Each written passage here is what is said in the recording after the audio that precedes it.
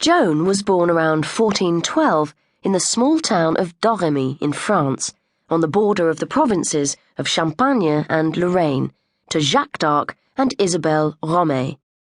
She grew up helping her father and brothers work the land and helping her mother, a devout woman, look after the house. The year she turned 12, she became convinced that there was something special about her, a destiny she alone could fulfill. She began hearing the voices of St. Michael, St. Catherine, and St. Margaret, whom she believed had been sent by God to inform her of her divine mission to save France. So compelled was she by the urgency of these voices that by the time she was 15, she cut her hair, began dressing in a man's uniform, and took up arms. France and England were deep into the 100 Years' War at this point. At that time in history, the two nations were not as separate as they are now, and there was a battle raging over who should be king of the general area.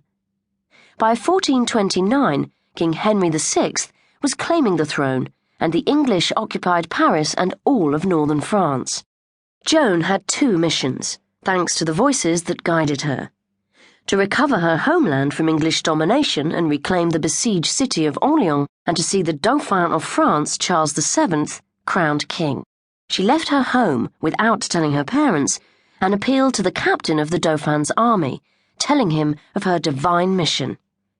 He initially dismissed the notion of a 15-year-old girl having the leadership capacity to head his forces. However, her persistence and clarity of vision ultimately convinced him, and she went on to convince the Dauphin as well that she was on a mission from God meant to save him and restore France. After being examined by a board of theologians, she was given the rank of captain and allowed to lead men into battle. She was 17 when she led her troops to victory over the English at the Battle of Orléans in May 1429. She rode in white armour and carried a banner bearing the likenesses of her three saints. It wasn't all that unusual at the time for women to fight alongside men. Indeed, throughout the Middle Ages, women had, when necessary, worn armour, led armies, ridden horses, and defended castles and lands. Joan was an excellent leader. Through her self-assured confidence, her courage, and her determination, she was able to effectively command soldiers and captains alike.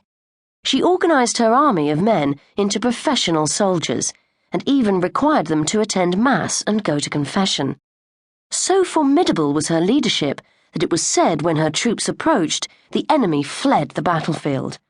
But by far her most innovative act was instilling among her people a sense of nationalism and patriotic pride.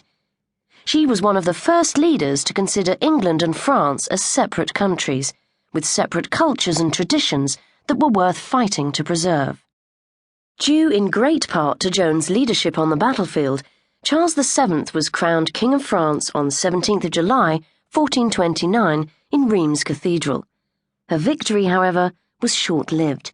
She was captured by the Burgundians in 1430, while defending Compiègne near Paris, and was sold to the English. The English turned her over to the court at Rouen to be tried for witchcraft and crimes against the Church. Though the witchcraft charge was dismissed on the grounds that she was a virgin, she was accused of perpetrating crimes against God by wearing men's clothing. After a 14-month trial, during which she never strayed from her insistence on the divinity of her voices and the absolute rightness of her calling, Joan was convicted and burned at the stake in the Rouen marketplace on 30th of May, 1431. Her last words were, "Jesus, Jesus." She was 19 years old. Almost 25 years after her death, Pope Calixtus III reopened the case at the request of Inquisitor General Jean Préal and Joan's mother, Isabelle Romay. Joan was vindicated as a martyr and declared an innocent woman on the 7th of July, 1456. It was nearly 500 years after her death that she was canonized as a saint, on 16th of May, 1920, by Pope Benedict XV. Joan of Arc is now recognized